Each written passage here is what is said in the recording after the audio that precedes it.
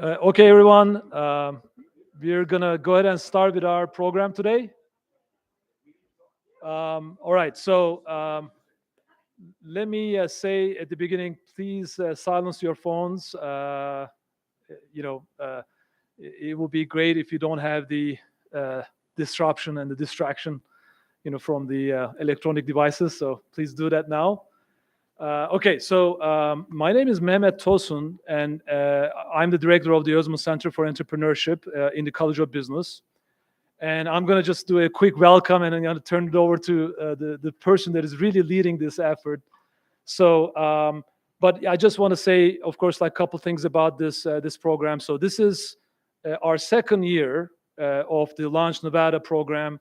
And we started with this program, especially we're doing this in the fall semester, because we are seeing that the students are very interested in entrepreneurship, but they're not necessarily, knowing what that is about, right? So including like, what is entrepreneurship? So our goal, with this program is to take the students, very early on, and then like, have them go through this entrepreneurship experience through Launch Nevada, and then also, somebody is going to talk about this program we do in the spring, which is called Sontag Entrepreneurship Competition, which is a little bit more advanced level competition.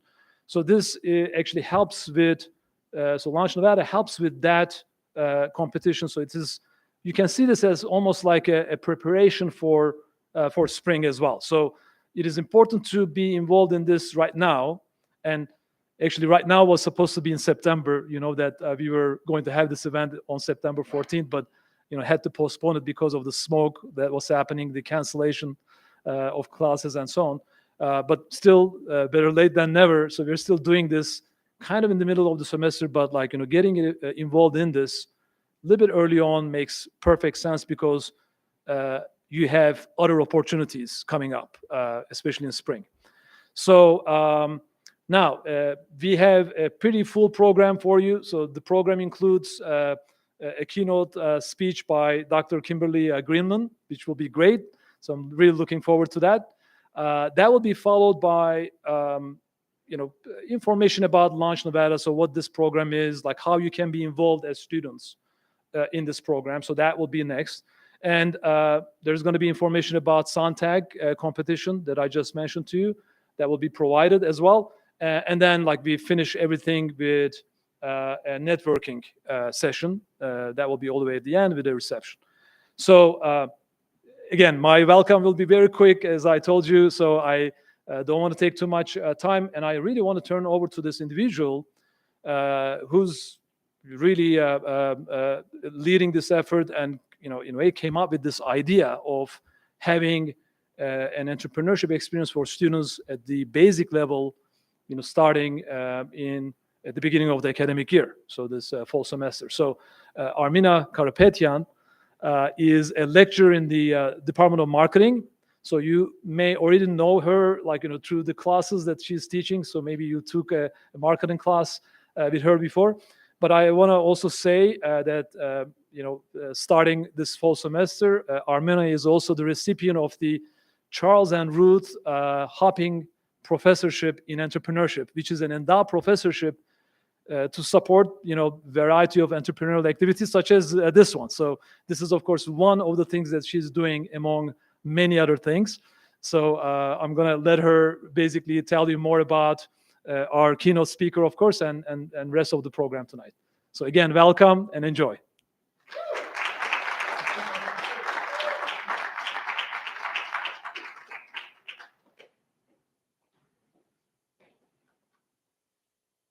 Thank you, Mehmet, for the introduction. So I think that Mehmet talked about most important things. I'm just going to add a couple of things here. So this program is in its second year, and we had 3 events last year, which were very successful. We had more than 200 students attend. But just to give you a comparison, last year when we had these events, we were all still masked. So this is a vast improvement over the scenario that we had last year. So it's much, I think, much better for everyone. So when I was kind of thinking about this program, I tried to model it on something that I was familiar with from my time at MIT. So MIT is known as a business, the Stone School of Management is very well known around the world as one of the leaders in entrepreneurial thinking, and they had a lot of entrepreneurial opportunities for students. And one thing that kind of surprised me or struck me as a lecturer here at UNR is that I felt that there's not a lot of opportunity for students to mingle, to learn from each other, to connect, and to create those serendipitous connections where that can lead to successful entrepreneurial opportunities. And that was the idea behind this program. So the goal of Launch Nevada is to foster entrepreneurial mindset among the university students, both the undergraduate and graduate. And the 3 C's stand for curiosity, connections, and creating values. So it's a theory of 3 C's entrepreneurship. By curiosity, what I mean by curiosity. Curiosity means that you're curious about the world, you want to learn about it, learn from other successful entrepreneurs. And we give you this opportunity by bringing very interesting, inspirational speakers who can tell you about their entrepreneurial journey. When it comes to connections, any entrepreneur will tell you that that's a crucial piece of the puzzle. You have to have those connections. And we're trying to foster these connections by organizing networking receptions, so you have this opportunity to mingle with other students. And we hope that these 2 C's, curiosity and connections, will lead to creating value. So you can take that and create some opportunities to create value for yourself, for your customers, and for our community as a whole. So that's kind of the idea. That's the idea behind the Launch Nevada.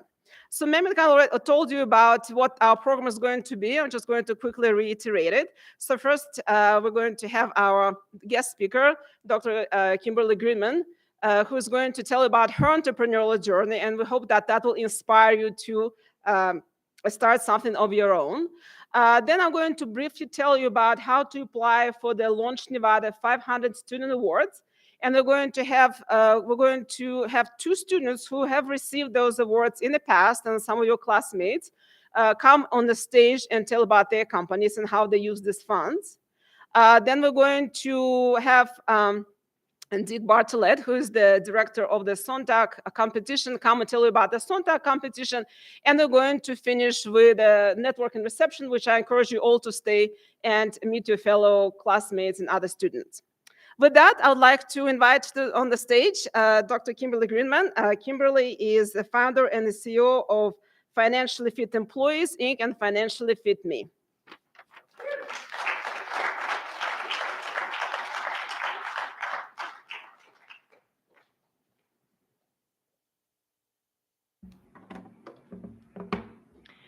So I was told, above all, to not be boring, to be engaging.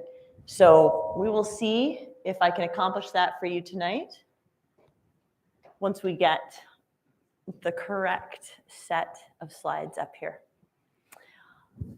To start with, Financially Fit Employees is the company that I have founded and currently run.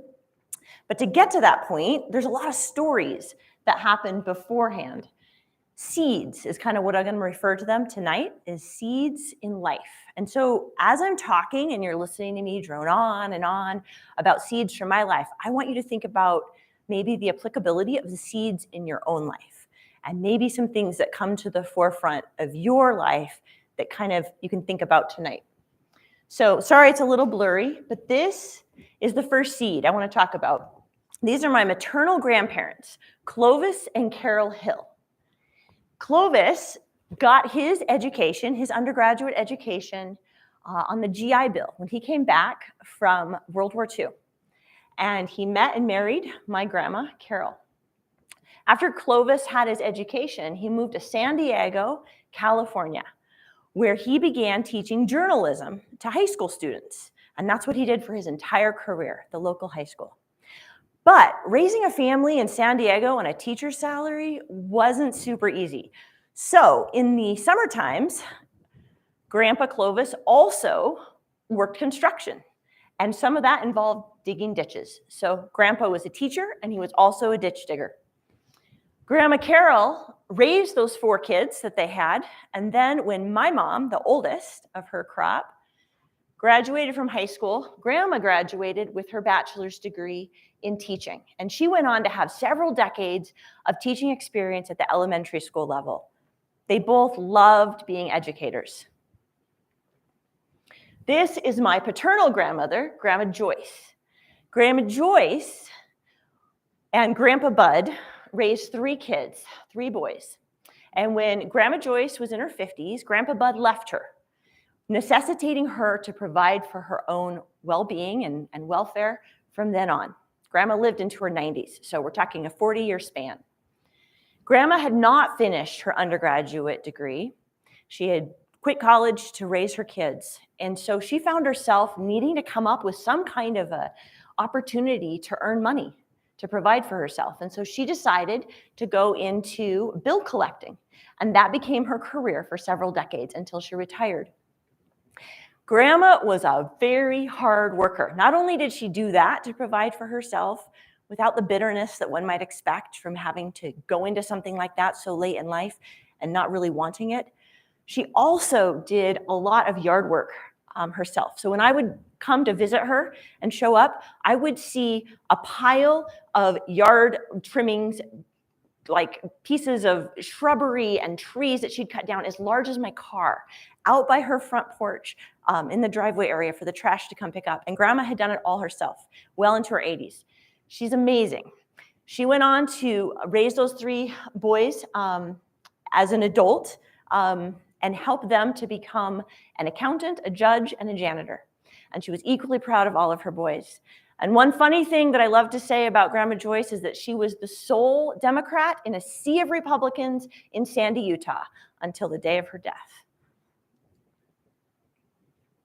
So as I mentioned, my dad, Mike, her oldest, and Kathleen, Clovis and Carol's oldest, met when they were in college. My dad was studying at the time, focusing on accounting and partying. And when he met my mom said, if you want to get serious about me, the accounting can stay, but the partying is going to go. And I want you to start living your faith. They were of the same faith, but my mom was practicing, my dad was not. And my dad decided, yeah, I want this woman enough. I'm willing to give that up and start living my faith. So he did that. And just to give you a little hint, within 7 years of marrying Kathleen, my mom, he ended up becoming the bishop or the pastor for our church in Pasadena, California, while he was working a full-time job accounting for many years. So before too long, about 2 years after they got married, I came along, and the apartment complex where they were living didn't like kids that much. It was more geared towards, married couples, no children. Let's keep the kids at bay. So that, coupled with the fact that they realized that they could buy a house and the mortgage payment could be less than the rent payment, made them start putting together whatever funds they could to purchase their very first home. And this very first home in Pasadena, California, was purchased for $27,000, $250. That was their first house. Had 2 bedrooms, 1 bathroom, and they were thrilled because it was costing them less than they had been paying for their rent. So they didn't stop with me. They actually had 6 kids. About every 2 years, we'd have another one come along till we had 2 girls and 4 boys. And they had that whole brood, and remember, it's a 2-bedroom, 1-bath house, in that house until they realized, I think we need another bedroom. So they put on another bedroom and then went ahead and did another bathroom. So it became a 3-bedroom, 2-bath, and we didn't have to all share 1 bedroom. We got to have 2 bedrooms to share, which was pretty cool. My dad, very frugal. That Volkswagen Bug, that's what he drove pretty much my entire childhood. And yes, my mom did sew all those outfits. So something that Mike and Kathleen thought was very important for their kids were something they termed money books. Okay, what's a money book? Well, to my parents, a money book was a notebook and a pencil that was awarded to us about the time we turned 8. And they said, okay, you're around 8 years old now. We want you to start keeping track of your money. So every time we would earn money from maybe doing an extra chore around the house, something along those lines, then we were encouraged to write it down So maybe we earned like 30 cents for doing a job, not our normal jobs, but like an extra job. And then we would be encouraged to write it down. And they further encouraged us to donate that first 10% of it, strongly encouraged us to give it away in some form or fashion, tithes to a church, charity, whatnot. Then they further encouraged us to save as much as we could from that rest of that 30 cents towards our college savings accounts. Okay, remember, we're like 8, but they're already trying to plant those seeds and help us think about what's next. What might your future self want? And help us to kind of start thinking about it.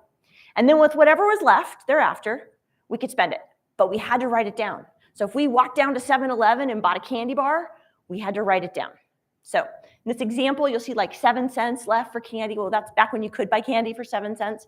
We would have to write it down. They took it really seriously.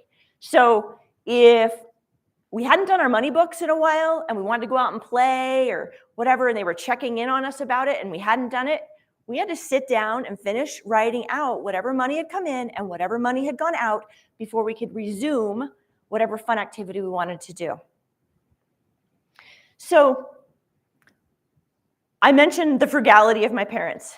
Let me just further iterate this. I think we were the last family in Los Angeles to ever get to have a microwave or a VCR in the 80s, when that was a really, really cool thing to have.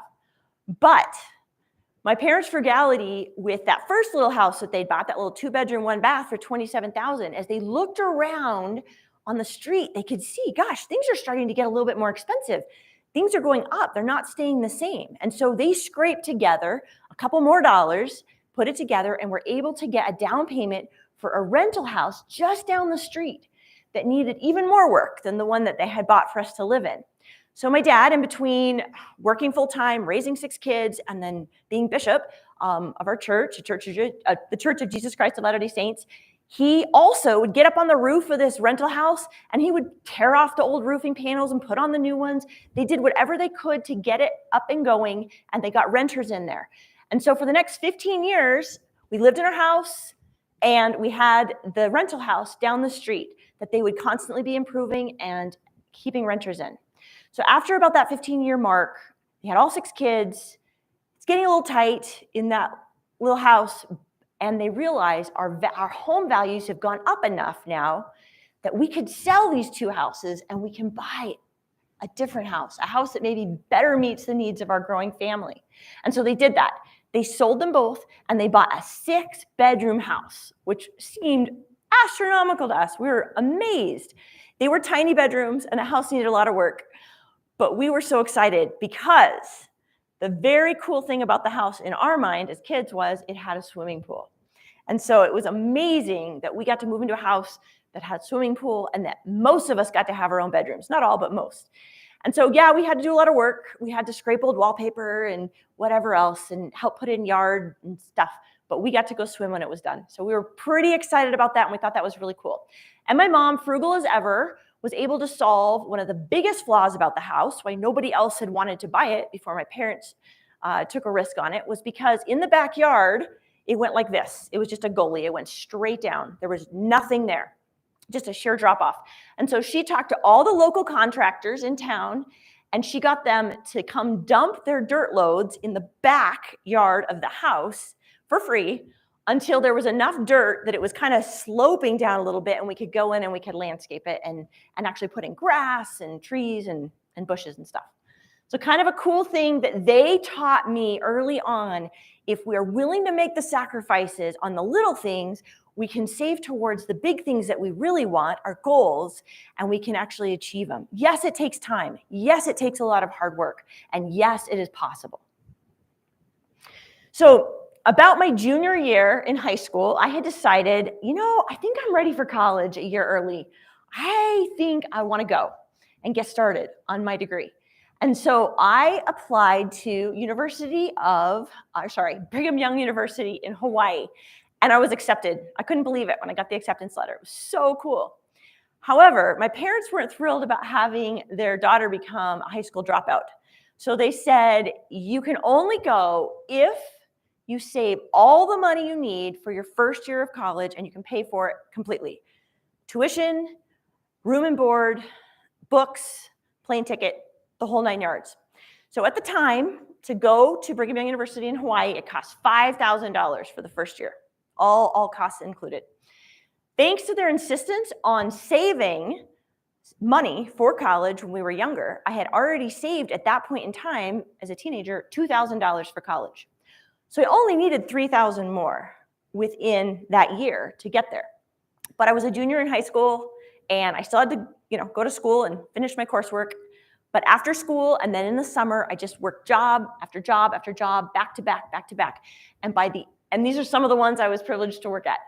By the end of that fall, or that summer, as fall was beginning, and it was time for me to get on an airplane, I had just barely saved the last of the $5,000, had enough to go to school, and my parents and my siblings drove me to Los Angeles airport, put me on that airplane, and away I flew off to Brigham Young University in Hawaii.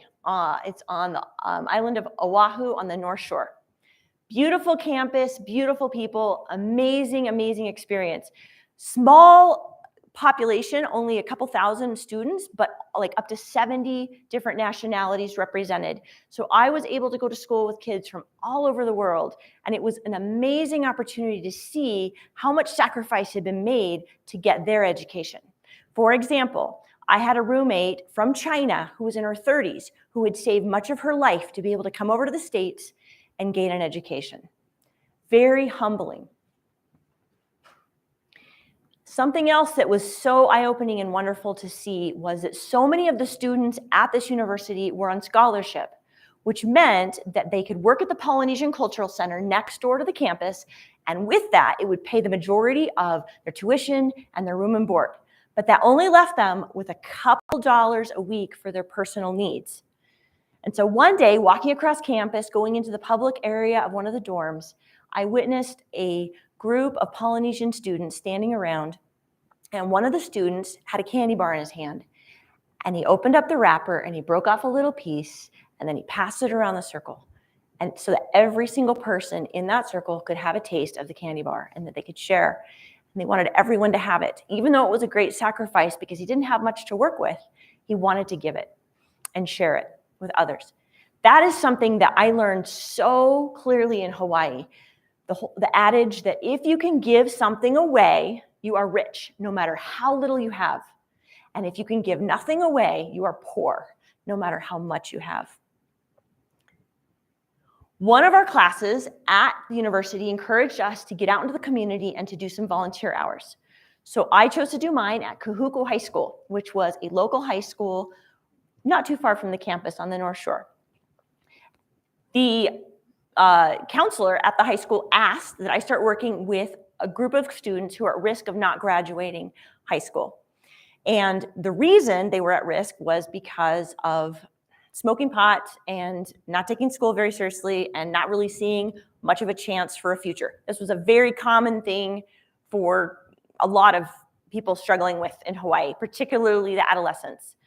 But for these students, it was especially hard because so many of them were living 2 and 3 families to one small apartment because cost of housing was so high.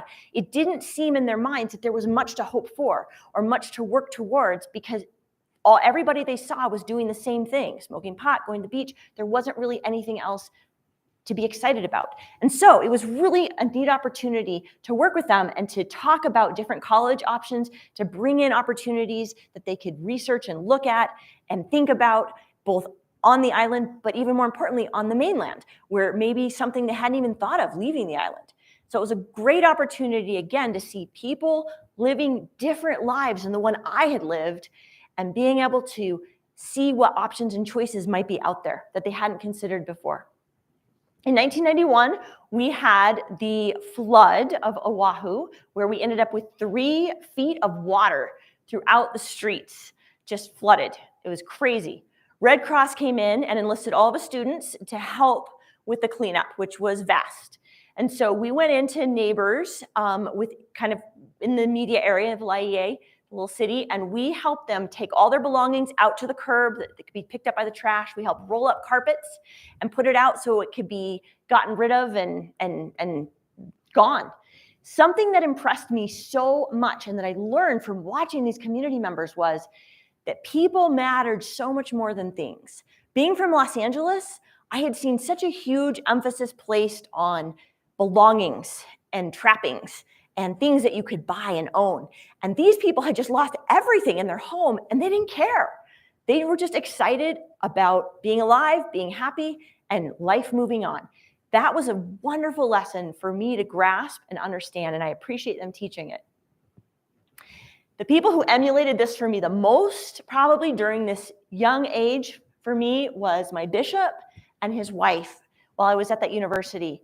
He was our local mailman, and she worked in the local grocery store. They did not have a lot, financially speaking, but they sacrificed so much to give us students opportunities to have luau's and opportunities to really understand the culture and get together and have fun. Such a great example. After 2 years at the university, I transferred to Brigham Young University in Provo and was privileged to begin working and serving at the Food and Shelter Coalition to help the unhoused have access to food and supplies when they were on the streets. From this experience, which was amazing, I was so excited to understand, I think, for the first time in my young life, the reality that the voices oftentimes that are the quietest are the ones that need our help the most.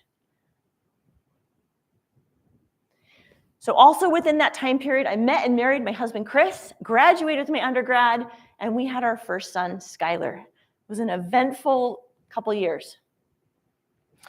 So a couple weeks after we brought Skylar home from the hospital, I was sitting on our couch in our little student housing apartment.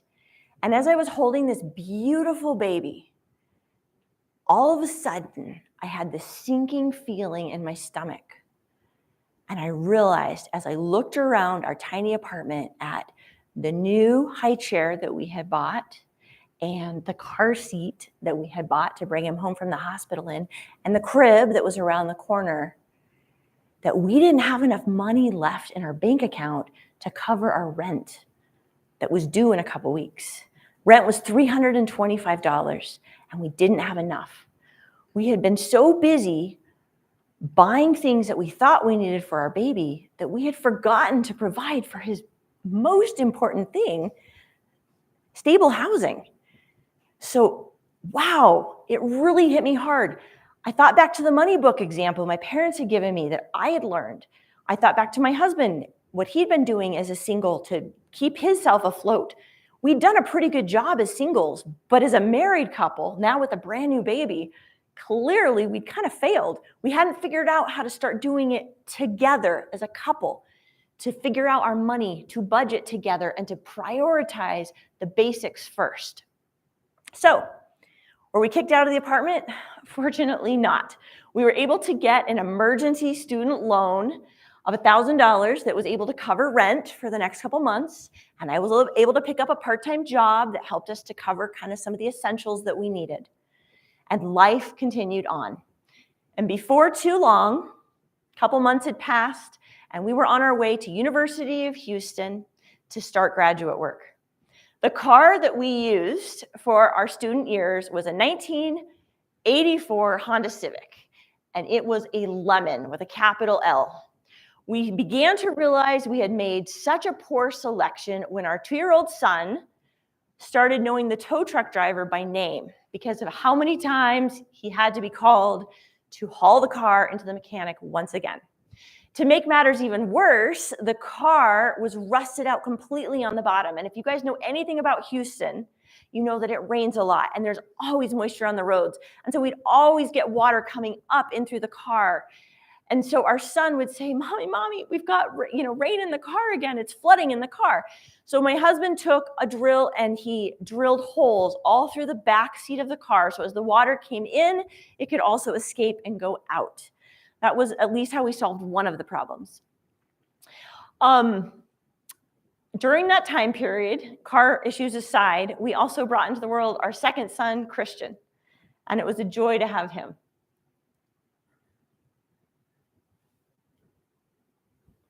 So after 3 years, we were able to graduate, and it was a family affair. So we made caps and gowns for the kids because we thought, you know what? They did this with mom and dad. This wasn't just us doing it on our own, they made sacrifices too to let us go and get our education. And then it was time to pack the moving van and move back across the country for our first job in Lake Tahoe. Fortunately, family was willing to help us figure out how to navigate that trip with 2 kids and stuff. And so they helped us with the moving van and helped us kind of coordinate all that. And so the money that we'd been paid to do the move, we were able to squirrel away most of that because we, by that time, had been living in apartments for a long time and we were really sick of them and we really, really, really wanted to buy a house. And so we put everything we could, every single penny, into a down payment, and we were able to come to Lake Tahoe and purchase this beauty. This was a home that we were able to get for just over $100,000 in Lake Tahoe, and we were so thrilled to have a home. Now, mind you, all of our friends back in Houston for the same $100,000 have been buying beautiful new tract homes with like hardwood floor and nice and beautiful. And what we moved into was something built in 1970, and shortly after we moved in, the heater broke. So even though it was cold outside and there was snow, there was no heat.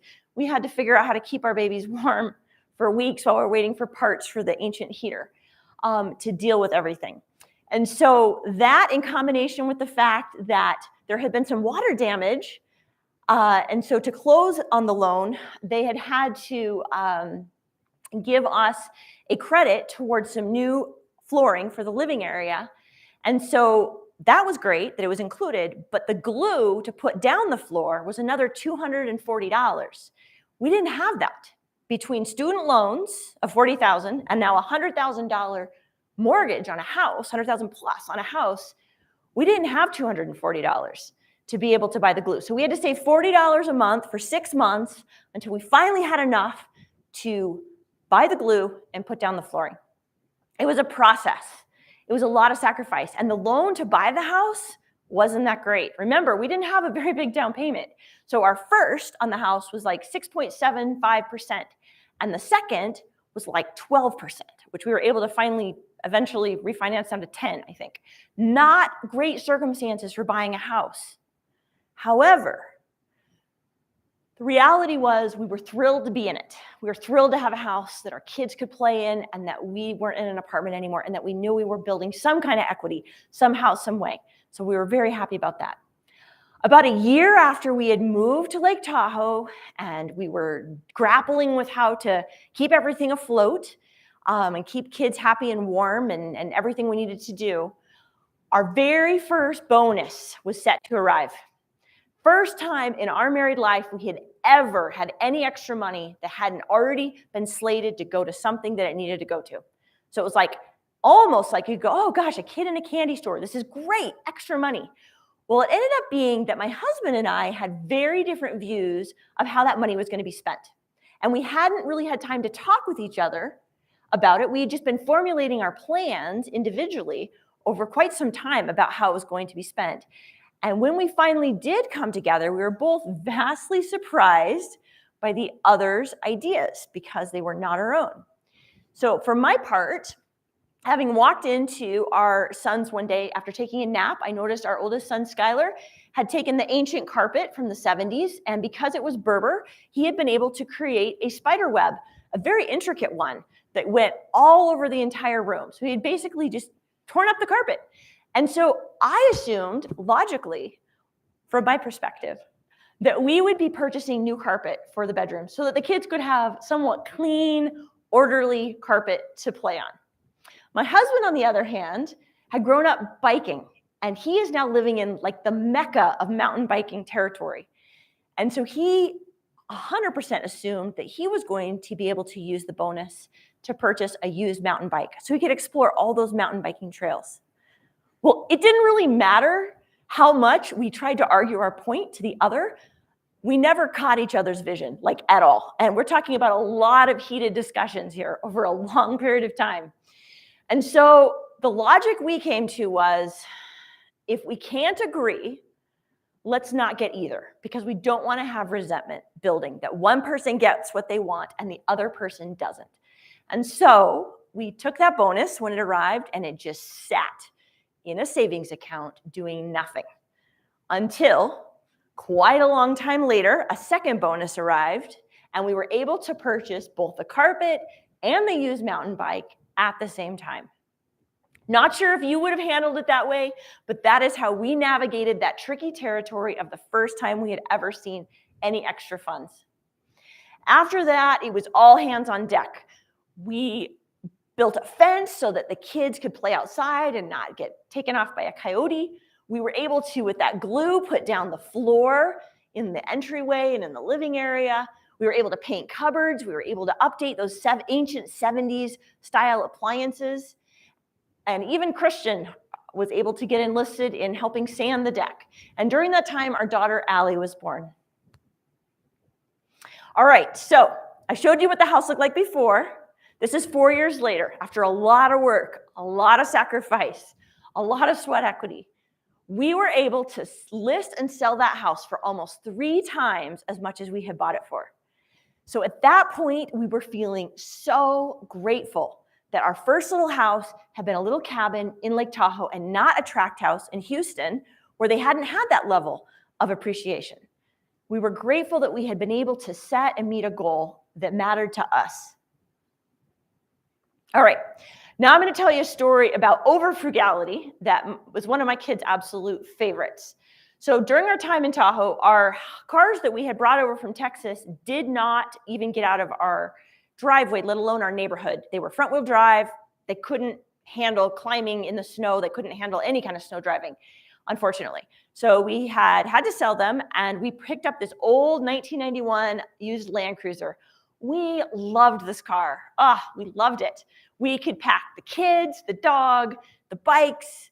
Eventually, once we had bikes, eventually once we had a kayak, put it on top, we could go anywhere, and we thought this car was indestructible. We just loved it. However, as time went on and we were trying to landscape the yard, I had the brilliant idea that we could save the $33 delivery fee of rock and gravel delivery by just going down to the rock yard, filling up little buckets, and then driving them home. So that's what we did. I mean, why waste $33, right? So multiple deliveries via us, via the car, of picking up rock, getting, a little bit more stronger, we'll just say a little bit more brazen in how much I was willing to carry with each time as we loaded down that car. And eventually we finished our landscaping project, and that was great, except for the fact that when it was time to take the car in for some maintenance that had to be done on it, the mechanic pulled me aside and he said, "Ma'am, what have you been hauling in this truck?" And so I told him about how much money I had saved by hauling the rock and the gravel from the gravel yard over to our house. And he said, "Well, guess what? You have effectively destroyed the truck. You now need to buy a different car for your family because this one is no longer going to be able to serve its purpose for you." So my kids love to rant me and give me a little bit of distress over the fact that them having to go down and fill up all those buckets all that time period and moving the rocks to the house ended up ruining the car and forcing us to purchase a different one. All right, so you might ask, did the money books continue on to another generation? What Mike and Kathleen installed in me and my 5 siblings, did it continue on? And I can tell you that yes, it did. Even though our 3 kids whined and complained about it just as much as I did about having to keep track of money coming in and money going out, and even though I made them check it before they could go out and do fun things with friends, it continued on, and it helped them to understand that they needed to keep track of their money. And today, I am happy to say that they were able to use their own college savings to help them reach their own college goals. Our oldest, Skylar, graduated from Brigham Young University in information technology. He now lives in Salt Lake City, and he is an entrepreneur. He basically does half his time working for other people's projects so that he can spend and guard that other half the time working on his own projects. and he loves his life. He's learned to live so frugally that he can afford to do that. Just working the half time covers his costs, and then he's free to do the other things that really excite him on his own. Our second son, Christian, graduated from this university, and he did it in computer science, and now works in Manhattan and lives in Queens, pays as much for his tiny 400 square foot studio apartment as we do for our mortgage, living here in Reno. And he is able to, has found a way, even with that huge, huge cost of being able to, or necessitating to pay for that burdensome rent, he's able to pay a little bit to himself every paycheck so that he can create an emergency savings plan. And his goal is, after he's gotten enough for that, he wants to start saving for a car and then maybe someday a down payment on a house. Our youngest, Allie, she also graduated from this university in math, and now she is pursuing her PhD in economics at University of Wisconsin. And to figure out how to pay for her schooling for that advanced level, she is working for a healthcare organization that is a data scientist to help cover her costs. She has given me permission to give you a financial stress story from her life that you guys might relate to a little bit. So during the early part of the pandemic, she was set to head back to Wisconsin and do some more work on her PhD. And so she packed up all of her earthly belongings in her old Subaru that had about 200,000 miles on it. And she'd had it checked out with the mechanic before she made the trek back to Wisconsin, and she'd been given the green light, even though it was an old car. But as she got into the car to drive, the first stretch of it, she found herself in the middle of nowhere in southern Utah, and all of a sudden her car died on her, completely dead. Remember, all of her earthly belongings in the back. She needs to be in Wisconsin, dead car, nothing she can do about it. She called the tow truck driver. He showed up and he said, well, the problems are so severe with this car that no mechanic in town is going to fix this because it's going to cost so much more than the value of the car. They won't repair it for you. So she had him tow her to the closest Subaru dealer. And as you remember, during the pandemic, not a lot of inventory. There were a few cars on the lot, so she had to select something from what was there and then sign up for a loan so she could get a car loan and get going and get a little motel in the process, because she came to find out that doesn't just take a day, it takes more than a day to get a car loan and get it all going. And she was able to figure it all out, and within about 48 hours or so, she was the not so proud, but the owner of a Subaru, and now the dreaded car payment as a student that she had to put all of her belongings in and continue driving to Wisconsin. So, silver lining in the story, because it was during the pandemic and they were still doing 0% APR, she did get a 0% APR. So anyway, she is happy about that. Not so happy about being stranded in the middle of nowhere. So I hope that hearing some of the stories that have been the seeds for financially fit employees have maybe resonated with some part of you as you think about the seeds in your life that have been planted by your grandparents, your parents, your siblings, your friends, your community members that you've interacted with. And you start to think about, what might this be pushing me into doing? Or at least giving me an idea of something I want to pursue down the road. It may not be today or tomorrow. It may be later. I did not come back to this university to work on my PhD work until I was in my late 30s. That was when all those seeds culminated, and I realized I want to help people figure out how to meet their financial goals, how to make them effectively and achieve them effectively. And it wasn't until that time that it all came together. And it wasn't until my mid-40s that I even started Financially Fit Employees, because it took that long to figure out how to do it, to do the research and the testing.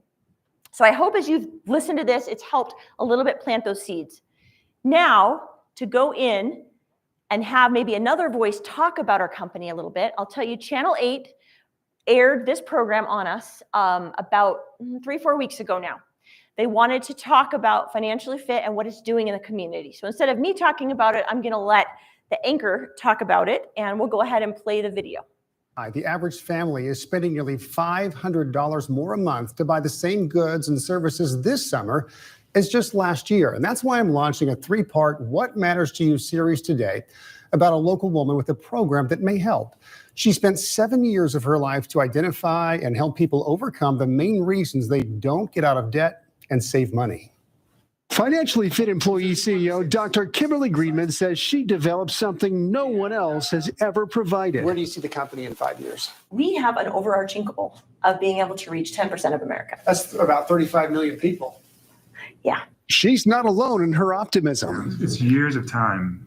Greenman, who is also called Dr. Money, has the backing and support of a team of 5 University of Nevada, Reno professors, along with the director of the social psychology program, Dr. Colleen Murray, who introduced this group to Greenman, and a group of 6 others, attorneys and business people, who make up Greenman's advisory board. It's a mission to help. It's just one of those things that you want to do. In fact, both groups sat down with me to show their support for Dr. Greenman, but more importantly, what they say she developed. What do you think about what this has become today, what you're seeing? Oh, unbelievable. I want to tell everybody she took her dissertation and made something very important out of it. Wait, what? Yeah, you heard that right. This all started when Greenman was a University of Nevada PhD student pursuing a social psychology degree. It blends many fields together, but mostly psychology and sociology. An accounting major father and frugal mother, she learned and mastered skills like saving money and building wealth at a tender young age, leading her to question why some people failed to do the same, even though they knew mentally what to do. Her research led her on a path to discover the missing emotional pieces she says some budgeting programs fail to address. Those fundamental principles, I think, went with me as I went in and began studying the social work and the social psychology, realizing that that combination was so critical for the people that we can serve in our community. It didn't take long for this team of professors and advisory board members to take notice, listen to her questions, and nurture her path forward to find solid solutions to the problems she uncovered. To be able to have all the tools needed to be able to go out and to test on 15 different companies and their employees and find out, does it work? And to be able to joyfully find, yes, it does. We can move the needle in helping people to feel more financially confident in meeting their financial goals. She really was interested more on the psychological side. You know, why do some people seem to be able to manage money fine? Other people just can't, even though they may have the same resources. And she really wanted to dig into that. Kimberly's enthusiasm was pretty infectious, and she was going to plow through and figure this out. Do you feel like what she found with this research solves some of those problems? Here we have something that addresses, the individual, solves problems for the individual and for the company, which is great. So you've got a joint solution, which then hits the economy. So you get another side of the table. In the community, you get another side, so you've got this solution set that hits every side of the table, and you don't find that very often. Dr. Greenman and this team of professors and advisory board members say they are confident the concepts they collectively developed will change behavior and has the power to strengthen marriages and the communities where it's taught and accepted. So all those seeds have been planted for my entire life. But the nurturing of those ideas happened here at the university with the professors who are willing to say, hey, I believe in you, Kimberly. Let's work together. Let's make this happen. One of them's here tonight. Without Dr. Von Stedham, I would not be able to be at this stage. I would not have accomplished it without her being willing to be focused on what could happen in the future before I could even see it and to encourage me along. You guys have those same resources in your professors and in your community members around you as you think about your seeds and as you start to plant them and start to grow whatever it is that's of importance to you. All right, we're going to go ahead and talk about, or I'm going to let somebody else talk about it being used actually in one of our companies here locally, so you can kind of see hands-on financially fit employees. What Matters to You report is about managing the inflation all around us. We're going to take a closer look at a locally designed program to help businesses attract and retain highly qualified people. It's a program called Financially Fit Employees and was created by a UNR student as part of her graduate studies program. Now, it's in several businesses across northern Nevada. Tonight, we're highlighting one. Hey, how are you? Soho Fracture in South Reno was a bustling business. What we're going to do first is we're going to numb it up. Doctors meeting multiple patients a day, helping them to heal. Good job. You handled it really well. Thank you. Thank you. Managers here say they're investing in their employees as they invest in the patients to keep the quality of care consistently high. Well, we are always looking for tools for our employees. This mindset prompted Director of Operations Ann Irwin to purchase a program called Financially Fit Employees. And we recognize that financial fitness is as important as, physical fitness, mental health. Financially Fit Employees is a free voluntary opt-in program for Tahoe Fracture employees. In total, that means it's available to 135 workers at 7 locations. This is more like nuts and bolts financial advice. They have some great tools on Financially Fit. It's an idea board. You can put in what your goal is, and others respond to that with what their ideas are, which I really enjoy because I can look at somebody's question and think, oh, I never would have thought of doing it that way. Taking a closer look at the program, we sat down to talk with Tahoe Fracture employees to learn about the impact it's having on them. Patient Procedure Coordinator Adia Aziz says the program is concise and easy to understand. I enjoyed the program. I feel like I gained a lot of knowledge financially from it. I feel like it should be accessible to everyone. She says she has seen the savings increase in her bank account. One thing I picked up from the website is if I really want it, I should wait a week. And in a week, if I still want it, it's something I'm going to want like forever. But if I don't want it in a week, then it really wasn't something I needed. Not only has this resulted in more space in her home, but more money to invest in her retirement for her future self. Nicole Hickman is a surgical care coordinator. There's a retirement calculator and a lot of good advice about saving for retirement.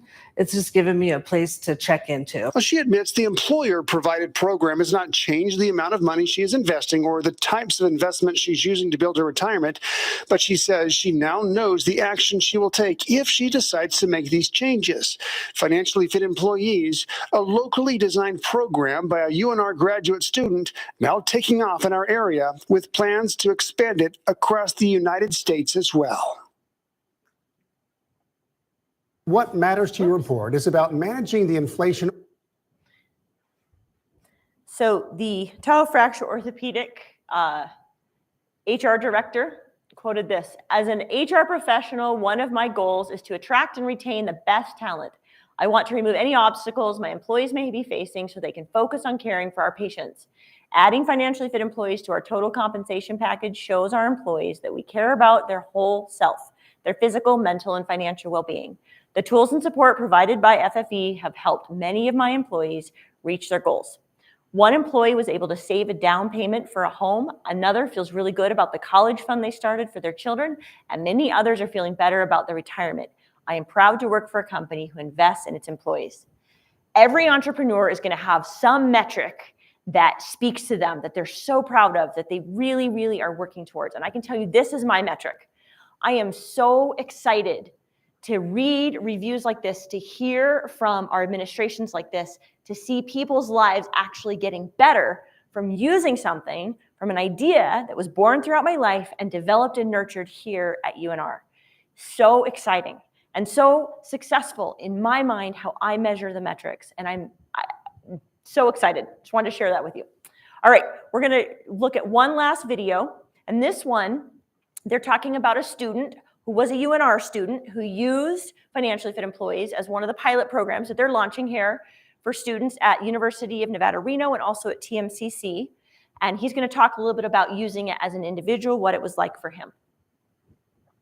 And now to your next What Matters to You report about the finance course created here in Northern Nevada by Dr. Kimberly Greenman. It's called Financially Fit Employees and Financially Fit Me. Tonight, we're focusing on budgeting. Joshua Palabay agreed to meet with me about his journey to gain better control of his finances while still in his early 20s. He says he first learned about Financially Fit Me as a finance student at UNR. I thought, why not give it a shot? Maybe, it could help me in the future. Palabay says this program is helping him gain control. One thing that I learned with Financially Fit Me is that you have to understand where your money is coming in and where your money is going. He's using the spreadsheet to track his money flow and make changes based on what he's learning. And he admits this exercise is revealing some things he doesn't like, so he's changing. Not spending too much on, let's say, clothes or just things that I don't really need, electronics. Being able to understand that those are ultimately wants and not really things that are needs. Being able to build a more thorough budget using Financially Fit Me and being able to see how much I can actually save, that's where I was able to put a higher amount of percentage of money in my investment accounts. It broadened his understanding of a longer-term view of life, what he wants today versus what he'll want in the future. You see, he was investing 5% in a Roth IRA retirement account. I moved it up to 15%. And he plans to increase it even more. 20, 30 years from now, 40 years from now, I'm going to thank myself and, like, good job, Josh. Good on you for doing that. In addition to planning ahead, Financially Fit Me includes access to a team of at least 12 coaches waiting to take your questions about anything you could ask.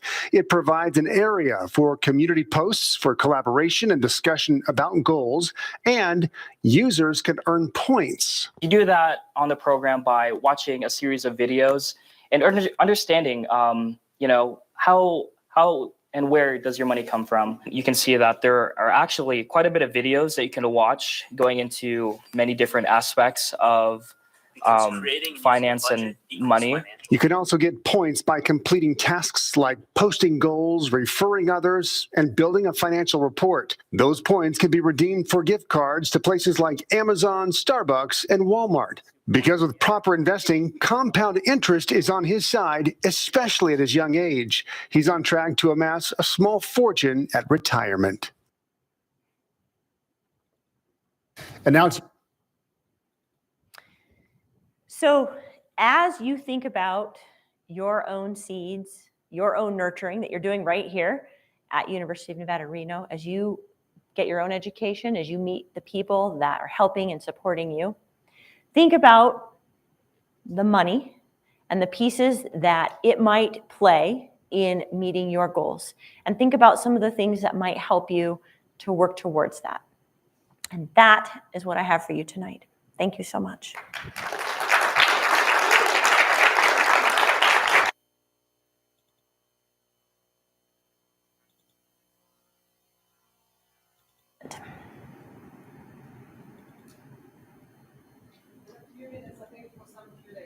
So then my question would be, when did you realize that you were ready to leap from an idea to a company? So for me, that was a very long process. Again, a lot of the stories I shared with you happened for me in my teens or even younger as a child, teens, early 20s, early 30s. A lot of those things and many, many more that I don't have time to share with you tonight, all of those planted those little teeny tiny seeds of ideas. And it wasn't until I was working in the community on both micro and macro social work type work that I realized not only on an individual level, but also on a systemic level, that the finances or the lack thereof, and I should say financial planning or the lack thereof, was impacting huge swaths of people, not just individuals, but literally entire systems providing for individuals.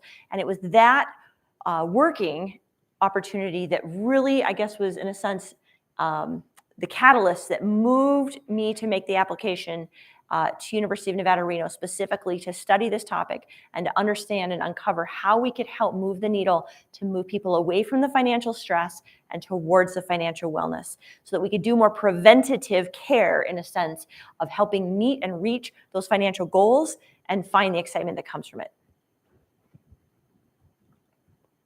Did starting the company require a financially risky leap of faith? Or were you able to bootstrap all the time? It did require a lot of, again, sacrifice and faith in an idea that hadn't even been born yet. again, if you are budding entrepreneurs sitting here in the audience tonight and there are ideas that you have or will have come through your mind, they aren't necessarily always coming with dollars attached to them. Oftentimes you have to figure out how to pay for that idea to come to fruition, because it's not just going to fall from the sky, at least generally speaking. That's not usually how it works. And so for me, I was definitely not the exception in that. I was the rule. It didn't just fall from the sky. I had to work on it. And so what I did was a side gig to help self-fund. I was unwilling to start off with taking monies from other people and having the clean idea, as I saw it, diluted with pieces that would bring in revenue quickly, but dilute down the educational piece. Again, you got to think back to Grandma Carol and Grandpa Clovis. Again, the education piece was ingrained in the back of my mind. And so I wanted to keep it clean. And so that meant I had to self-fund, at least in the initial stage, to get things going. And so that meant having a side gig that could pay not only for the things that needed to be done on a day-to-day basis, but also help fund the rather costly piece of creating and developing a website and an app and the interactions and all of the pieces that go with creating a company from scratch. So that was what I chose to do. Many other people choose to partner up with those who can provide the funding right at the beginning. And there are definitely pros and cons, whichever direction you go. Yeah. So what was your first serious step that you took towards achieving your goal? And if you went to anybody, who did you go to help you get it done? So I love that question. Honestly, I feel like I'm still in that stage. I feel like I will be in that stage until the day I die, for constantly looking for people who know more than I do about their areas of expertise. Because guess what, guys? You're studying something. Maybe you're even dual majoring and you're studying 2 things, or minoring and studying maybe even up to 3. But you can only really be an expert in a handful or maybe even one thing, right? We can't be an expert in everything. And so realizing that early on is such a critical piece, that it is so important to be humble and teachable at all stages and just gobble up whatever somebody has to share with us. I'm going to give you an example. We have a wonderful attorney, Craig Macy, on our advisory board. And it's always so fun to go talk to Craig, because every time I bring him a problem that I think is a really big problem, because it's come into the purview of our team at Financially Fit, and we think, gosh, we need to go solve this problem like yesterday. And so I will sit down with Craig and we will start chatting, and he will say, Kimberly, that's not your biggest problem. You think that's your biggest problem, but you have this other problem you don't even know about that's behemoth. It's so huge. You need to go solve that problem. So forget about this and go deal with that. And those are the kind of things that when we go to people who know more than we do in a different area that's not our area of expertise, and we gobble up that knowledge and we're willing to be teachable, then we can learn and we can get better. And it is such a necessary part if we're going to flourish and be able to get to that next level. If we think we know it all, oh my gosh, we don't. And I remember hearing some advice early on, I think, it came during the Sontag process, I think, that I was privileged to be a part of, that Dick runs. I remember hearing this quote: the scariest or worst thing in business is that you don't know what you don't know. Meaning, the things that you're not aware of, that are not in your purview, are what's killing you, because those are the things that you don't have your radar out to look for them. And so as we connect with other people in the community, at the university, we're able to then put all of that expertise together and create something so much better with that team effect than what we can ever do as an individual. I hope that helps. Any other questions? Yeah. Going forward, for considerations, the upcoming recession, it's really bad potentially. Right. Some considerations, essentially for the business, dealing with a whole business cycle, potentially the demand that kind of changes throughout that. Especially it might completely drop off. People are willing to even pay for something extra, trying to figure out their finances. I don't know. That's a really good point. And that is something that during the, I'll tell you how we dealt with it, and then I'll give some advice generally. So during the pandemic. We had just launched and gone live at the end of 2019. And what happened beginning of 2020? The pandemic. And so we pivoted for that reason, because again, our mission is to help as many employees as possible to feel financially well, to build that financial sense of wellness. That's why we exist. And we realized that during that, especially the first year of the pandemic, so many people were without work. The jobs they had gone to literally did not exist during the pandemic. You couldn't go out and to the restaurant, and go buy something. So the people who had worked for the restaurant couldn't go to work anymore, right?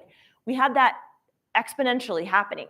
And so we went ahead, and that's when Financially Fit Me was actually born, was out of that need, because financially fit employees is what companies and honestly universities now are starting to do the same, are purchasing, so that the members of their cohort, their group, for the employers, it's their employees, the benefit they want to give them. For students, it's those who are producing the funding for the students to have.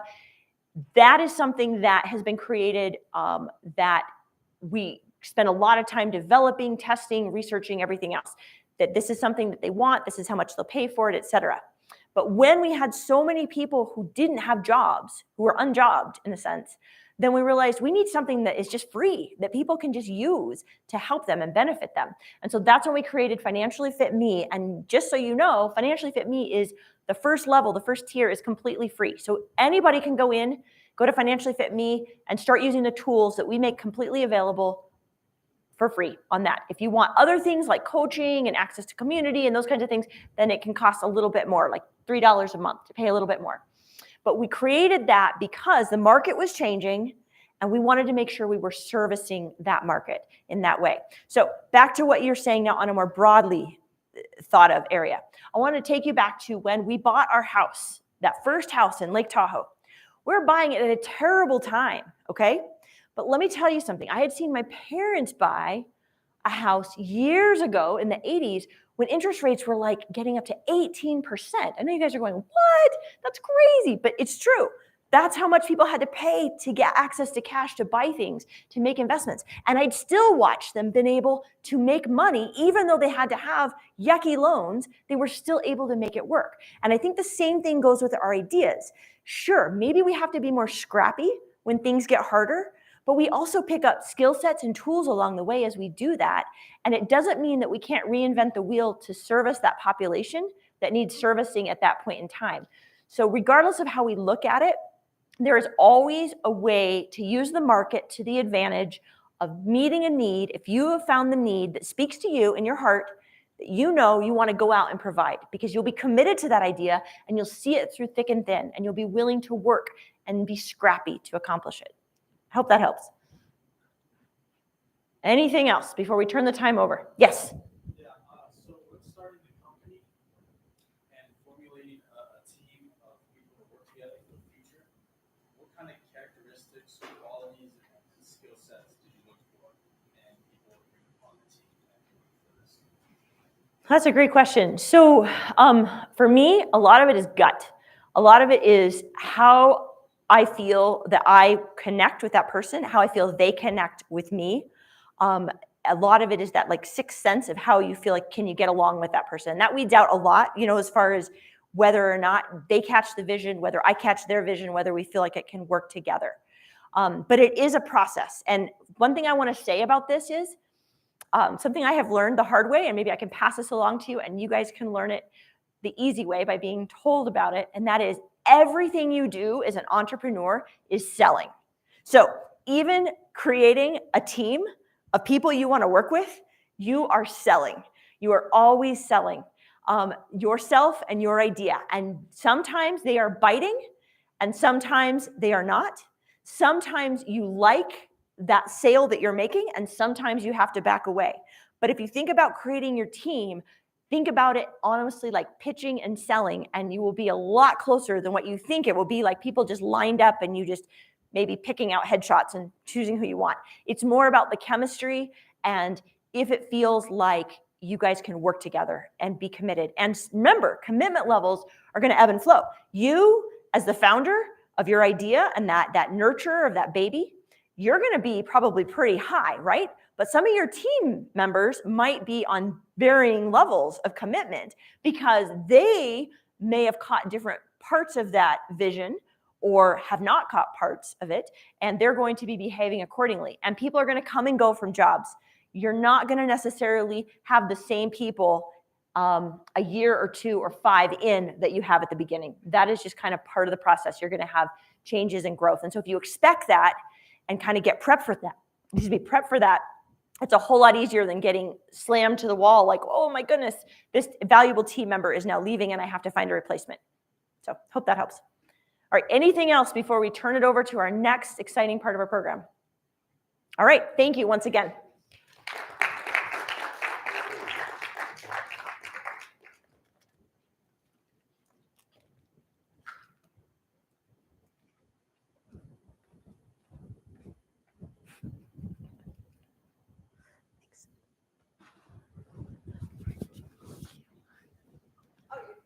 Thank you. So I know we're running a little bit over time, but I wanted to just to take a moment here to talk about what we have available for you guys and also what's in it for you and how can you start your entrepreneurial journeys. So as part of Launch Nevada, we have we have support from Inc. Authority, who graciously sponsored this event, as well as Launch Nevada Student Startup Awards. You can apply for a $500 Student Startup Award by going, there's a link here, and you can just Google or go to the Osmond Center website. You can find this link there. So this is a kind of low stakes award, right? It's only $500, no strings attached. What we want from you is a kind of 2-page that explains what your business idea is going to be and how you're going to use these funds. So some of the acceptable uses of funds include market research, building your prototype and things like that. So we had a lot of success with this program. So last year, we had 20 applicants who applied for the Startup Awards, and we funded 12 of those applicants. So your chances are very good of getting the Startup Award. 2 of those applicants are here with us. So with that, I would like to invite to stage, on stage here, we have Shiva Kitasani and Sierra Hickson. And I would also invite, I would like to invite our judges, Matt Westphal, who is an entrepreneur in residence at the Osmond Center, and Dr. Thomas Burnham, who is a marketing professor, probably some of you know you, and Kimberly, if you would like to come. So Shiva, do you want to go first? So we have 2 presentations from our award recipients from last year, and we'll have some judging, or at least some friendly feedback, I would say. It's not a Shark Tank, but we're just giving friendly feedback. Yeah, you can sit here. I'll get the mics for you.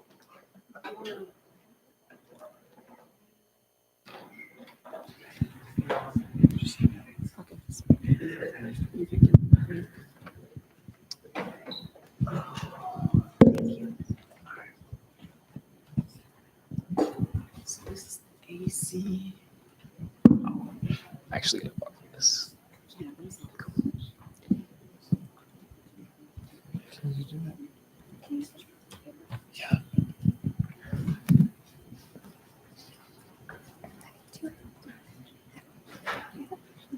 You already have one, right? This one. It should, but just in case. Okay, thanks.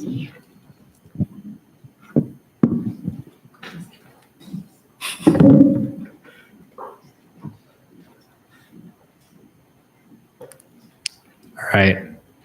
Ooh. Hello, everyone. My name is Shiva Kitasamy, and I'm the CEO and founder of Ace Delivery, which you can probably tell from all that big font on this intro slide. And today, I'm going to be talking with you about a major problem that's happening here on campus. And that's these long lines at Starbucks. Now, you probably know the drill. Probably at 11 a.m., right before class, you're getting that caffeine crave. You're like going, I need to go get some coffee before my class. You come to this line, and you wait there for 20 minutes.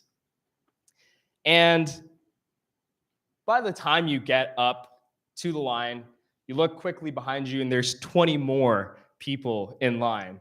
So you're in a rush, you're eagerly trying to figure out what coffee product to do, and you choose the usual traditional normal mocha frappuccino probably. And after that, you wait until they get you your order after 10 minutes of waiting.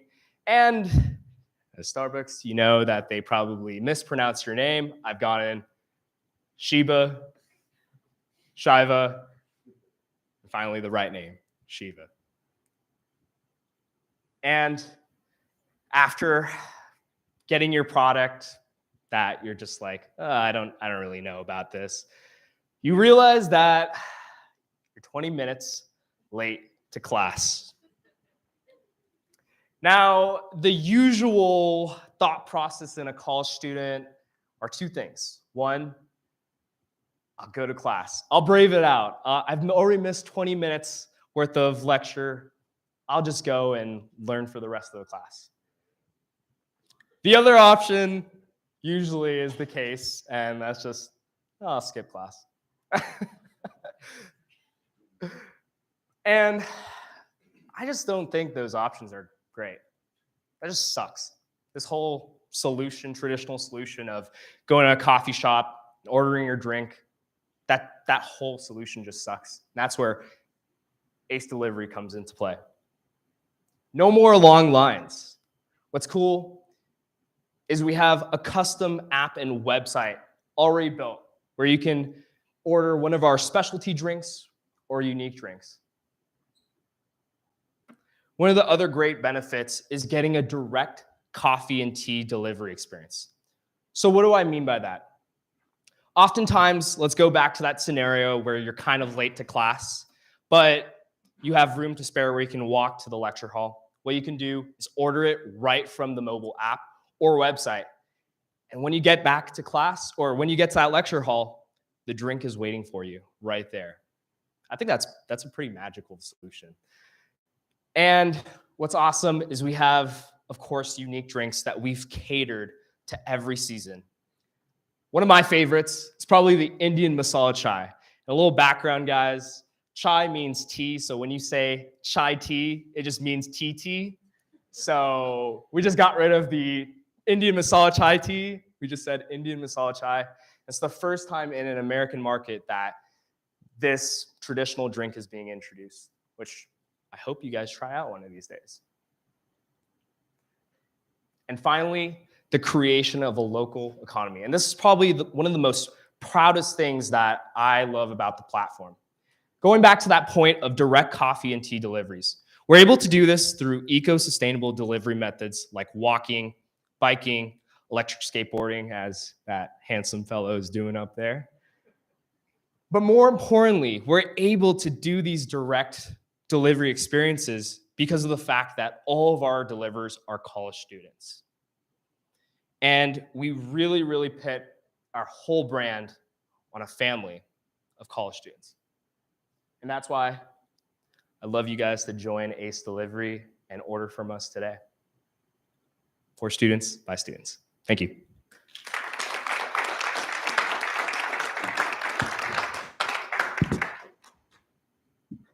Our job dive in now. Sure. Well, I think it would help in terms of understanding your business to understand what portions of the value chain, it might be said, you're adding. Are you making your own drinks entirely? In which case you're asking people to change from the Starbucks drink that they love to your drinks in order to avoid the line? Or are you often reselling others' drinks? Yeah, great question. So we're actually utilizing what's called a ghost franchise model, which is a brand new type of model that has just been introduced. What's kind of cool about it is that a brand can come up with products and build a branding, build their marketing. They actually go to an already established franchise or restaurant, or in our case, a coffee shop, and they get a cut and they produce all of the drinks for you, which really is the cool thing about it is that we get to come up with our own drink ideas while still also offering normal traditional options like an espresso, a latte, and you can customize that a little bit too. But we like to have fun. So we want to have those really catered drinks per season, like a pumpkin spice chai or pumpkin spice latte. And my favorite was the Indian masala chai. So hopefully that answered the question. I want to know where you came up with this idea, like how it sparked. Yeah, so actually, two of these guys probably know, probably Matt more. Actually started at UNLV. I know it's the enemy. So actually, I was doing summer classes at UNLV, as my hometown is Vegas, and I was wanting to start a new business of some kind. And this is like around freshman year, so like around 2018 summer or 2019 summer. And I was sitting in the library and I was doing some homework and I was like going, man, I'm hungry a little bit, I want some food. And I was like going, I don't really want to go explore because if you don't know, UNLV is in a very sketchy part of Vegas, and you really don't want to be walking by yourself. And I said, well, what if there was a way that I could like potentially see local options and even more importantly, get those delivered. So we actually started with food delivery, and that's really where the idea of food delivery with college students came about.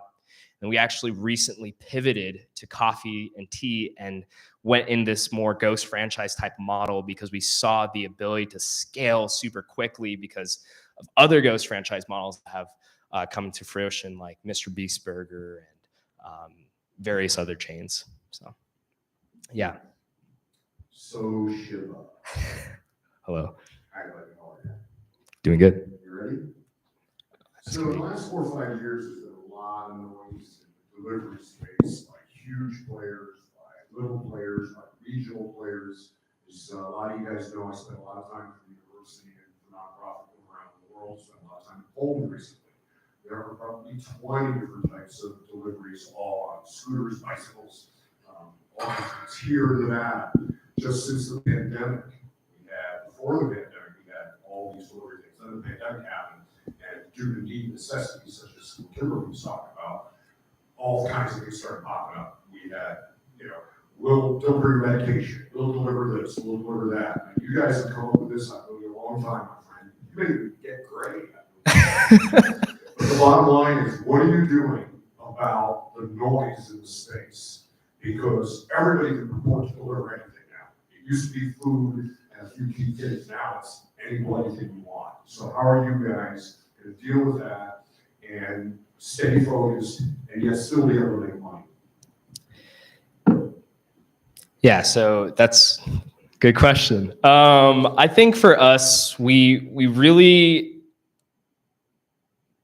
wanted to have this really great mission and culture at the company. So once we established those specific needs and those specific guidelines, we really figured out that it's college students that we really want to target.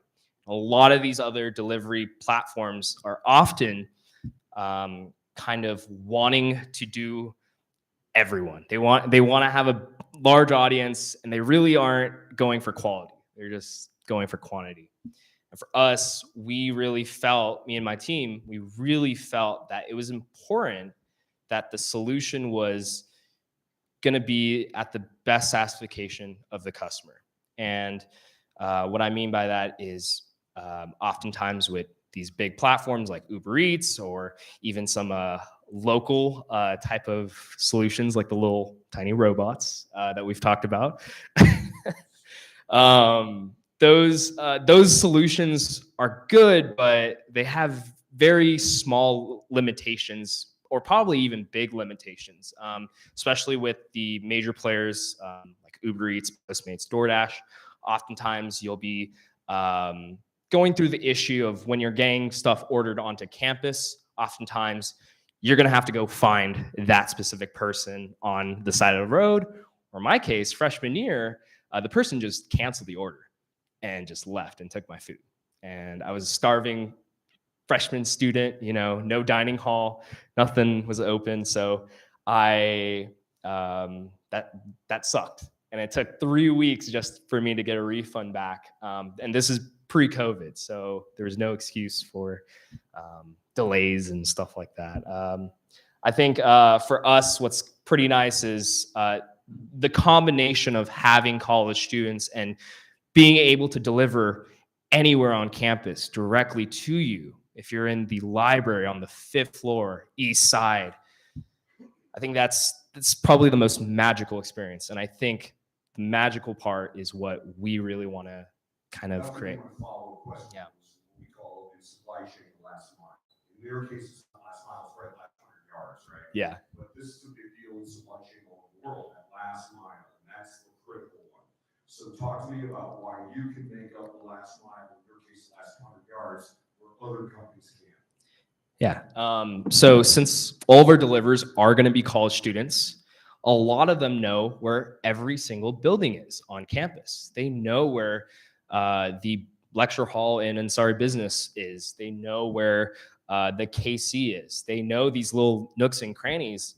And I think just having that campus knowledge can be so impactful for creating separation and giving that last 100 yards, for our deliveries. So Shiva, you had talked previously and in earlier pitches in Sontag last year with the food delivery about this idea of delivering to various places on campus, and that being the primary value add. Students who didn't have the time or want to take the break to go get their own food and then now drinks. However, you started this presentation with the idea of you can't wait in line and make it to class, or you don't want to wait in line, which suggests that you're now proposing your value add is a speedier service. Do you see any concerns as you start to grow, especially you're relying on another coffee shop that might very well have lines at its own door? Any concerns as your demand grows that you're going to be able to still get there, get your drinks, turn it around, and get it to your customers in a way that provides speed value better than just going to a local shop does? Yeah, I think that is a really concerning issue, especially when we start ramping up on volume and order volume and just the capacity that the coffee shop can do. There are other options that we are looking at in terms of potentially when we get the capital, potentially building our own place here on campus, as we have we're trying to create really strong ties with the university. And I think for right now, a lot of the coffee shop right now, we have a really strong partnership with them, as when they started, we started. So it's a very cool relationship that we have because we got to see both of us kind of grow and blossom. It's in our both best of interest to really just make sure that we can kind of prosper through those difficult times. I think looking at those various other options, like building other areas on campus that could also house ACE products and whatnot.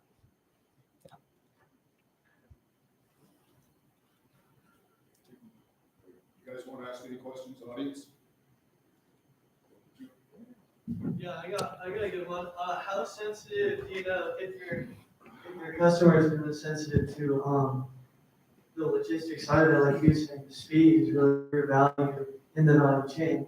So how sensitive would the customers, especially students who are potentially trying to pay $1 more every time on a drink to get their drink delivered, and there might be wait times, especially logistics. So how sensitive would the demand potentially be to those logistics? And like if a student had a problem one time, could just delete that and use it again? Yeah, I think definitely that first time experience can really alter a customer's kind of coming back to the platform.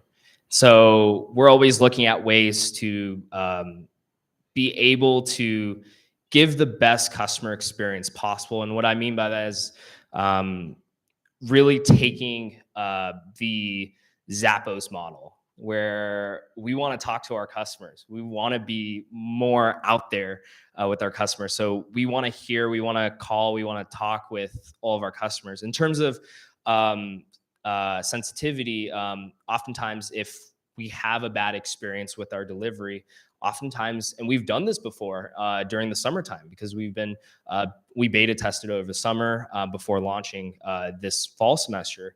We oftentimes would be straight up. We like say, hey, we had a really bad experience with you in terms of delivery, and we're going to make sure we can make it up to you and give you a coupon for next time. And they came next time and the time after that. And I think it's ultimately going to be a pressing issue the more order volume we have. But I think it's ultimately about giving that, as Zeppo says, wow experience, giving that great experience that customers deserve to have. Yeah. Hopefully that answered the question.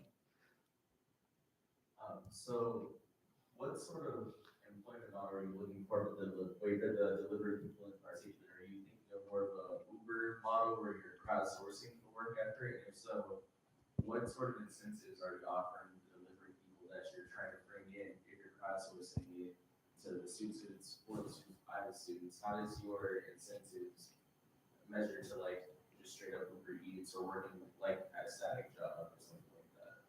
If that's what you're going for. Ooh, that's a good question. And I've thought a lot about that question. Actually, right now, I am actually a Dasher. So I actually have a little experience doing DoorDash. And I can tell you, their whole platform is crap when it comes to treating their Dashers. I'll just be upfront. I think a lot of these other platforms, what they tend to do is focus on one specific audience. So they either focus entirely on the customers or focus entirely on the restaurants and then focus entirely on the drivers. And there's this tug of war almost. And from us, that was always an issue with them from the ground up. And we want to make sure that issue did not happen in our line of business. So a couple cool things about our delivers, also known as Acers. What's cool is it's all going to be run through eco-sustainable delivery methods. And what's cool about that, and what some of these other platforms aren't really advocating more of, is the fact that you don't have to pay for car payments. You don't have to pay for insurance. You don't have to pay for gas. All you have to do is have 2 feet and be able to walk and get stuff. And what's cool is the financial advantage for us in choosing our platform to deliver with us is the fact that the deliverer gets a certain portion of the total order per cup. So they can deliver about 6 cups, and we estimate just from base pay around $20 an hour, roughly, before tips, which is very competitive, especially as a Dasher. Oftentimes you get fatigued from driving around, and oftentimes you see like troubles with restaurants and all these different things. And for us, it's very simple. Just deliver coffee and tea. Hopefully that answered your question.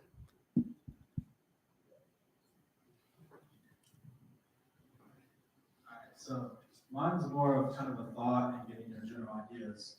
But I've kind of worked in different kind of food industries, and I've kind of been around the block, I guess.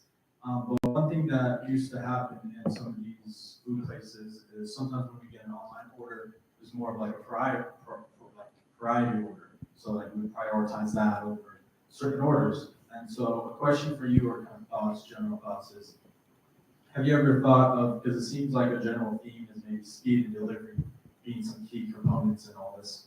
What are your thoughts on if, as you talk about building a relationship with these coffee shops, could there be a strong enough relationship where if somebody ordered through the mobile app, it's more like a priority order for the coffee shop and they prioritize that over other orders? And so it might actually incentivize people to utilize the app if they know that their order is going to be a priority order. They're going to, work their best to complete those orders other than customers waiting online. So what do you think about that? What are your thoughts on that? Yes.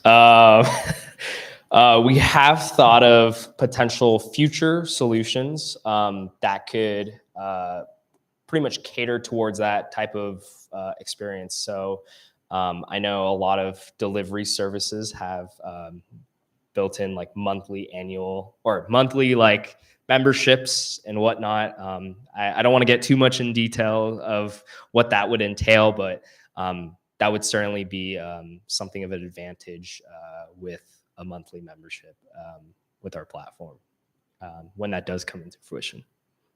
So, yeah.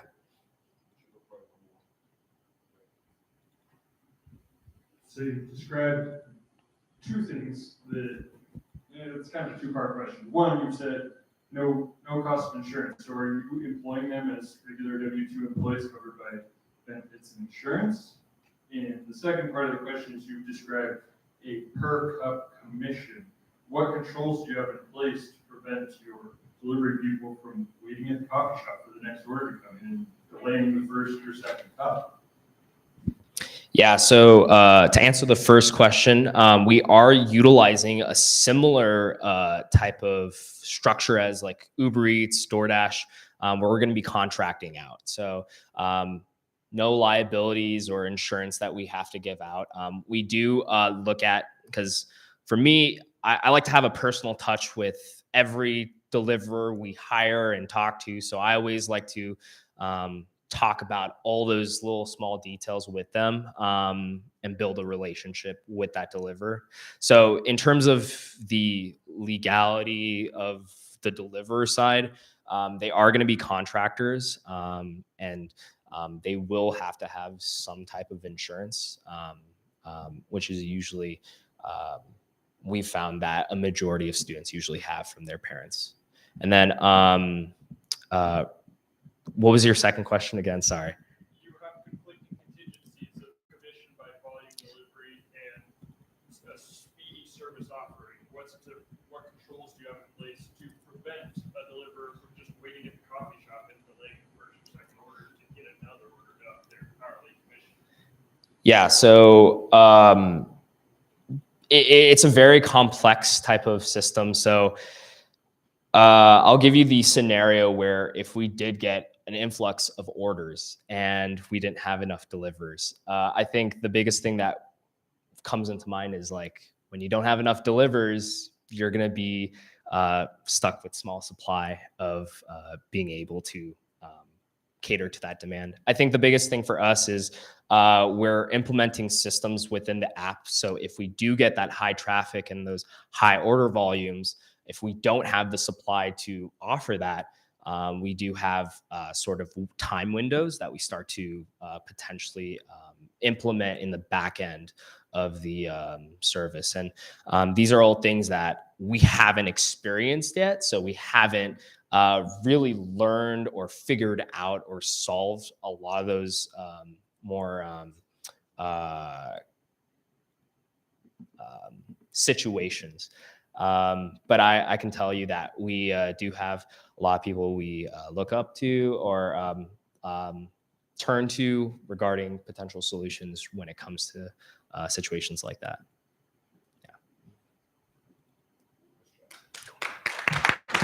So on behalf of the guys up here, we've worked with Shiva for a long time, and I can tell you this gentleman is a lesson in tenacity. All right. 4 or 5 years now. He's been going at this thing with ebbs and tides, and God bless him, man. He's just eye on the prize. And those of you know me know there's obstacles, just like Kimberly was saying, obstacles everywhere we go. Eye on the prize. And this gentleman will tell you, just like Kimberly did for years and years, has his eyes on the prize, and it's starting to manifest. Congratulations, pal.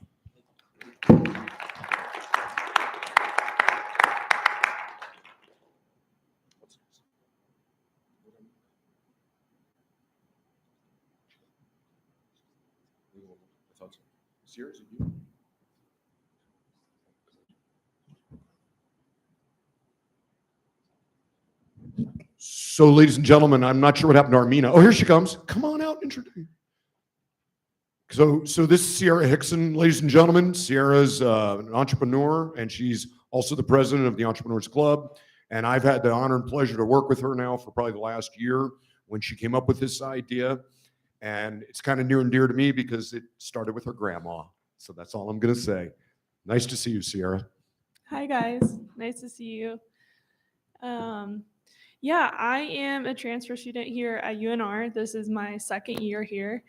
And I just want to say a little bit about how well the College of Business has taken care of me in my first year here before I get into my business, because my business would not be anything more than an idea without all the lovely people here. So last year when Launch Nevada got started, I came and I was able to meet my business mentor through one of the speakers at the Launch Nevada events.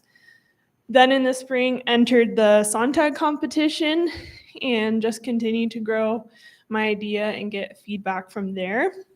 This year, as Matt said, I'm now the president of the Student Wolfpack Entrepreneurship Club, and I'm continuing to work on my business, Adventure Provisions.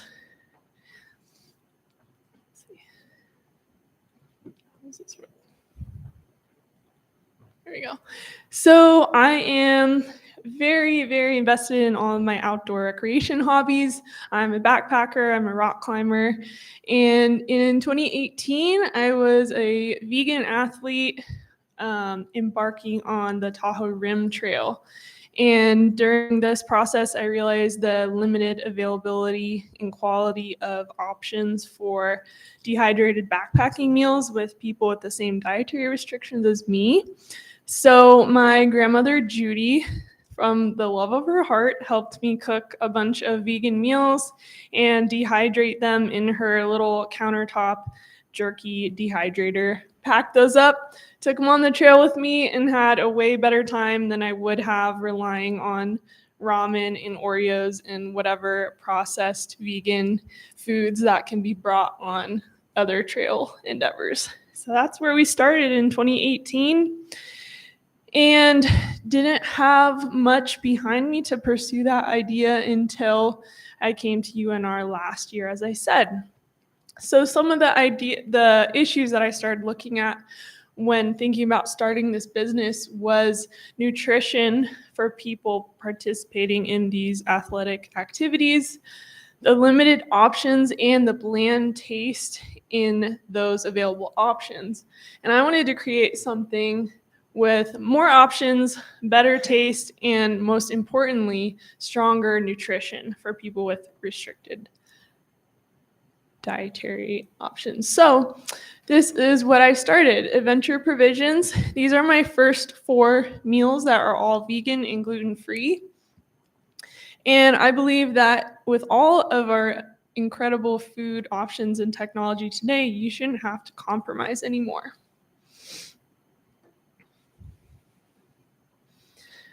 So here's some more details on my first meal that I created.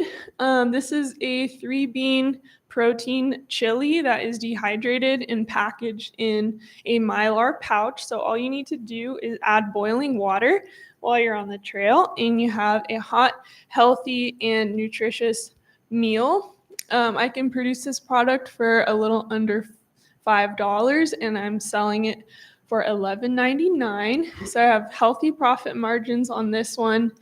And we also did a blind taste testing event because I really wanted to make sure that this option tasted better than any of the other options out there. Some of you guys were there last year, and it was very exciting to see that 80% of our participants found that this meal tasted better than a similar offering from some really big brands such as Backpackers Pantry and Good to Go. And this is just another little breakdown of some of our offerings and how they compare to some of our competitors. We focus on easy to read packaging on our meals so people can tell at a glance whether this is going to fit their needs or not. We do focus on sports nutrition. We taste test our meals, and we offer vegan and gluten-free options.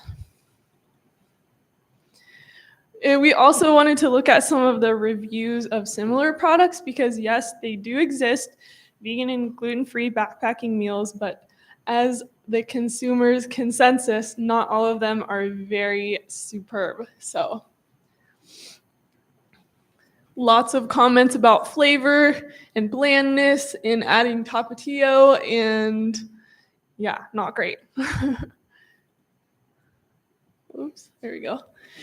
So the cool thing about this business is entering two different growing markets. One is the increase in backpacking and outdoor recreation that has occurred actually during COVID was actually growing because lots of people had the opportunity to work remotely and move to locations such as Lake Tahoe, Mammoth, and get outside more. And also the growing vegan food market. Lots of people are taking a closer look at the impact of their dietary choices on the environment as well as on their health. Some other numbers to look at, the accessibility of consumers in the market. Just looking at people who are at the intersection of backpacking and veganism in California and Nevada. If they spent about $100 a year on backpacking meals, we could generate about 9.6 million spend per year. So where am I at right now? What is happening? I am currently in very desperate need of commercial kitchen space to continue producing these products. And for some reason, this is a very hot commodity in Reno and very not available. So if anyone knows, let me know. We are looking for a space to continue that production. We also are looking at a very time-consuming process right now for cooking, dehydrating, and packaging my products, which I currently do all myself. As well as a good bulk food supplier to keep my margins down. I did receive a small amount of funding from my business mentor that I mentioned that I met last year in Launch, Nevada, and we're doing good with that so far, but we are looking for some more funding coming up in the near future. So yeah, I am more than open to any questions about my business, about my experience, and also to help you guys out if you want to come to the Entrepreneurship Club and get access to resources that way. Thank you. Nice.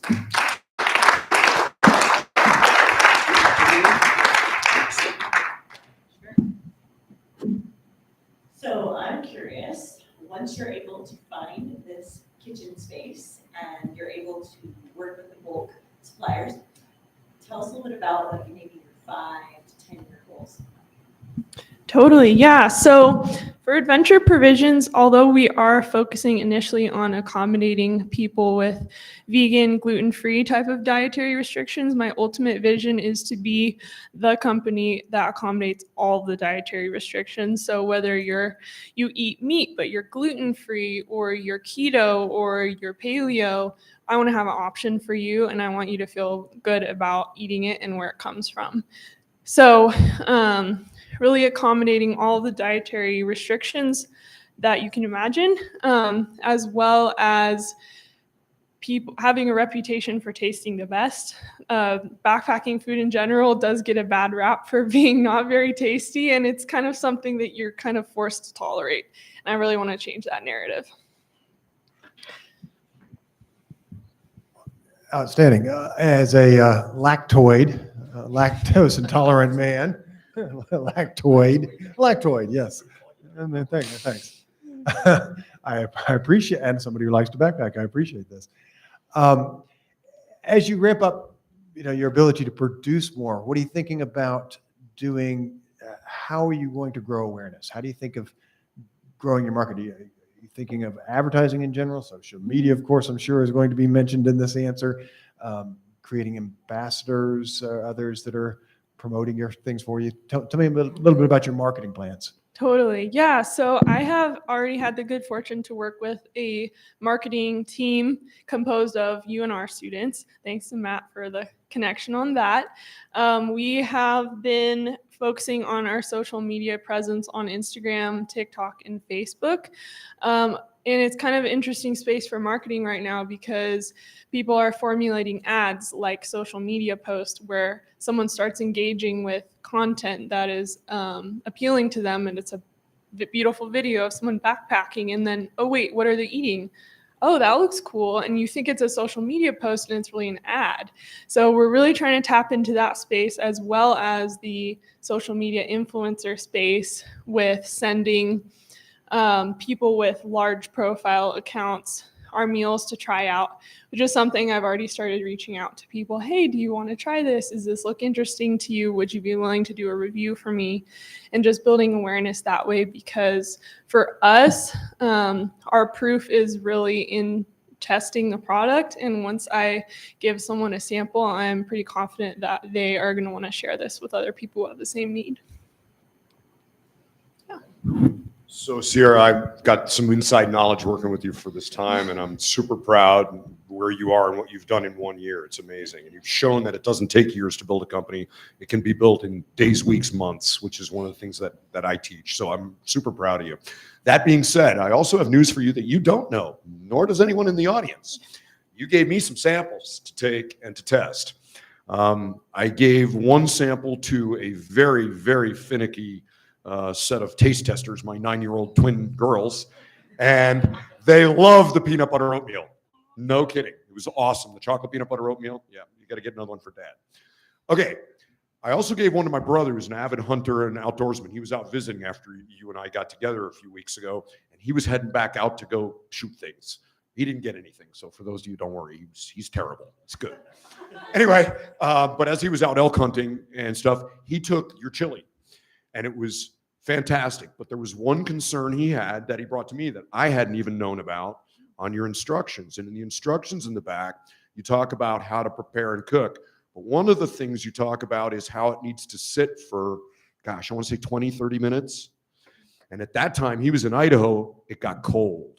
Is there any way we can keep the texture, keep the taste, but decrease the amount of time, the absorption for the water, I guess, is what we're waiting on, right? So is there any way we can, because the guy sitting out cold waiting a half hour to eat, can, or gal could freeze their butt off. So, or overheat, whatever the case may be. So is there a way that we can, as we are perfecting the process, as you go forward and start bulk building this, is there a way we can keep all of the important aspects, but cut down the time to eat? Yeah, so that is unfortunately part of the unpleasant experience of backpacking and rehydrating backpacking food, is that you do have to wait for the dehydrated food to reabsorb the boiling water.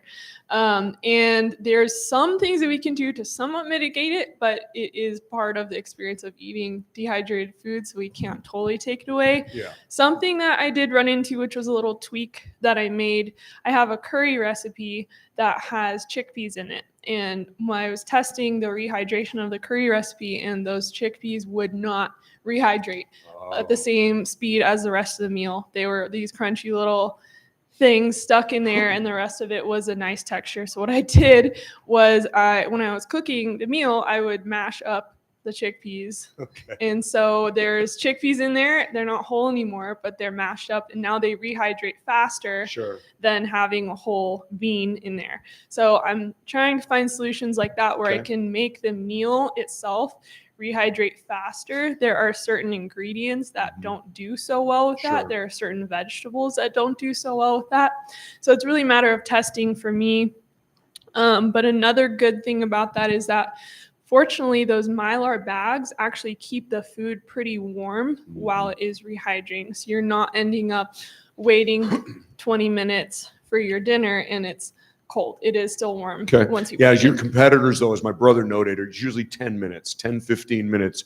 But then, as you've noted, the output is not very good. So if we could find a combination somehow in there, that's all I'm saying. But great job. We'll keep working on it. Yeah. Go ahead. Anybody else? Go to the audience. Ashley.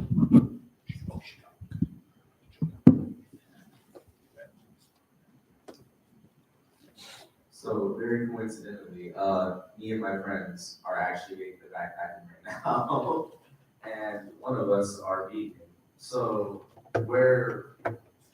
I know this isn't it's still in like the development stages, but where in the future would I buy this product? Would I buy it in a store, or would I order it online? Where would I find this?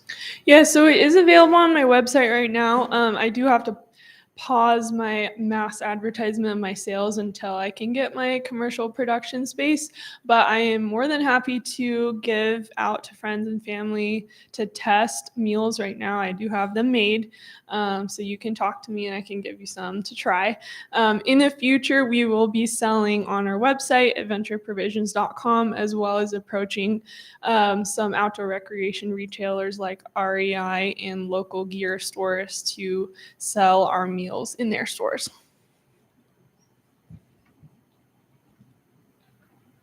I guess if you like stuck on the idea of Reno, is there, because the Sierras are so large, you have like a really good kind of area of outdoorsy community. You should be capable of finding commercial kitchen space in Carson, potentially trying to either move or expand and not potentially do it in Reno, simply because of that obstacle. Yeah, so as I am learning, all of the necessary permitting and legality to run a food business is very tricky. And similar to a food truck or a restaurant or a farmer's market vendor, all of the permitting and licensing that I get done to produce my product is going to be county specific.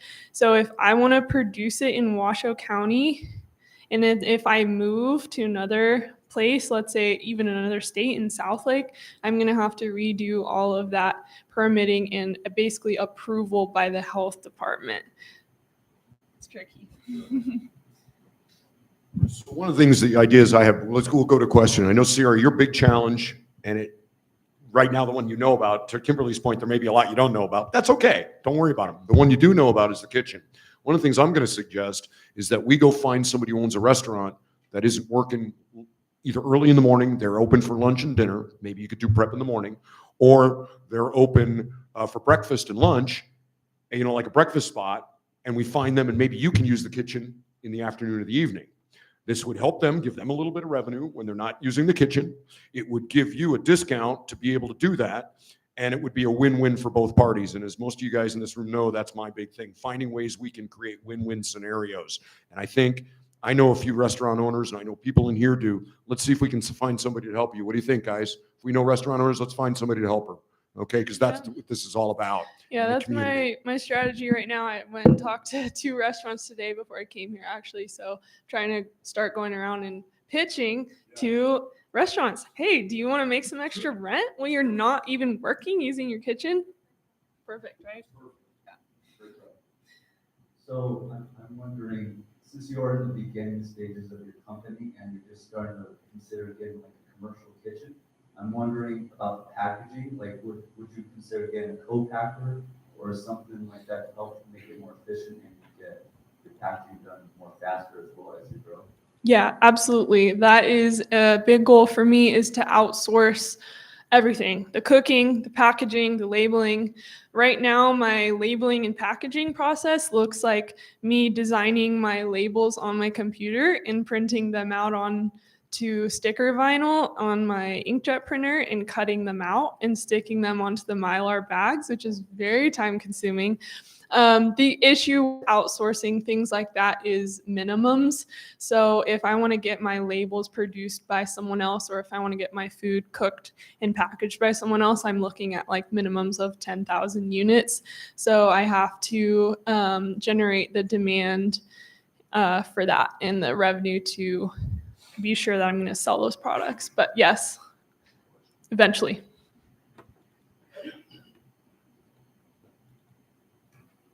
With your company, do you already have like a team of like marketing people and those that help you with your labeling, packaging? It sounds like you're doing this all by yourself. I just wanted to clarify what your team consists of, if you have one, and what are your plans for your team and your personnel and things like that. Yeah, so currently my production team only consists of me. I have my business mentor, who is also my business partner, as well as my marketing team that's contracted out. So that is what the team looks like right now. I also have a sports nutritionist that I refer to if I need advice on my recipes and stuff like that.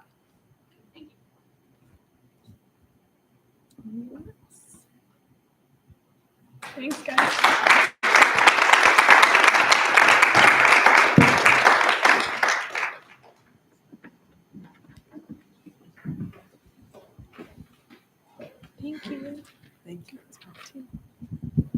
So we're almost done here, and thank you for hanging out here with us. So we only have one more information piece from Dick Bartlett, who's going to tell you about the Sontag competition, and then we're all going to, have some food finally. I just wanted to say that thank you so much for the students who presented today. So this is precisely why we created this program. It's just so encouraging for us to see all your successes. And for the rest of the students, think about it. That could be you next year, right? Standing here and telling your success story, telling about your entrepreneurial journey. We're going to be all cheering for you here. So consider that when applying for the Launch Nevada Student Awards. Should we stay up here so we can grill Dick? Of course, yeah, please. Yes. Thank you for the panelists. All right, so I'm going to make this fairly fast since there is food waiting for you, beverages. Sontag competition we offer every year. It's a competition that is open to UNR students only. Now you can build a team that has non-UNR students as part of the team, but only the UNR students can present, and that's both graduate and undergraduate students. So last year, Sierra competed, and Shiva also competed last year. Going back a number of years, Dr. Greenman was a Sontag contestant and had a fantastic presentation. It's interesting because we've had a number of winners from Sontag who haven't actually been all that successful in their launches. We have some winners who have been very successful in their launches. We also have a number of teams who have competed and did not win Sontag, but still have launched and been very successful. And that includes Dr. Greenman. But these are, this is a team that competed in, what's it say there, 2019. The gentleman with the beard was the UNR student, undergraduate degree in mechanical engineering, got an MBA. Nico Monforte, his partner up there, Matt, was actually a graduate, I think, in neuroscience from UC Davis. But the two of them had a passion for building RVs that were expedition RVs, and they have launched. And if you go to their website now, it's called Truck House, and they're doing quite well. Is this advanced? What do I need to do? What am I pushing wrong? It makes a funny noise. It does make a funny noise. Oh, there's the next one. So here's the dates that'll be relevant to this year's Sontag competition. The actual process begins in late January, and the finals are in April. And there's really 4 rounds that we go through during this process. All this is on the Sontag website. So if you Google Sontag Entrepreneurship Competition or find it through the College of Business website under the Osmond Center, you'll learn a whole bunch more about it. One of the things we ask for when you submit your intent to compete is you submit a business model canvas as well as your abstract. If you don't know what business model canvas is, it's a sheet that looks like this that allows you to sort of get all of your thoughts relevant to your business on one page, excluding one really important thing, and that is competitive analysis, and that's something that we sort of teach separately in the Osmond Center. This is the team that won in 2021. The name of their entity at the time was My Car. They have since changed it to Loop, and they just were accepted into the Generator Accelerator and got a $100,000 investment for a 6% stake in their entity, but they're off and running as well. This is last year's winner, Perm Singh, and he had some other team members who were not UNR students, so he was the only presenter. Perm has an undergraduate degree in accounting from UNR, has a master's degree in accountancy, and then is working on his MBA. And he's still in the process of preparing to launch his business, but he has a really unique idea using blockchain to create a registry for physical products. Oh, and the other reason I put this up here is for the last 2 years, in addition to the Sontag award of $50,000. A prior competitor that did not win, Dragonfly Energy, has funded a Dragonfly Energy Innovation Award. And Perm actually won both awards last year, $10,000. To prepare for it, if you're not taking an entrepreneurship course, we do offer some free workshops. And in addition to having these available in person, we do have videos from the same workshops that we offered in prior years. The content is essentially the same, and so you can access this training online under Osmond Center under workshops.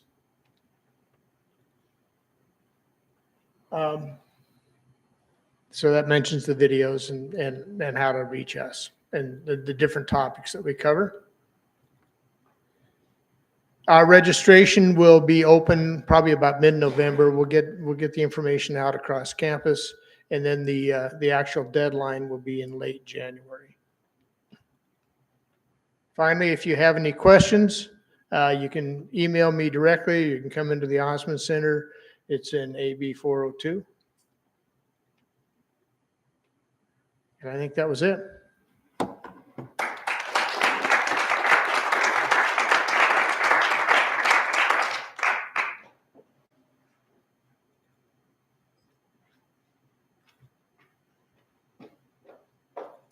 Okay, thank you, everyone. Thank you for our guest speaker, Kimberly. Thank you for the panelists. Thank you all for attending. And there is some food on the 4th floor in the great room. So I hope to see you there so we can network a little bit. We have until 8:30 there.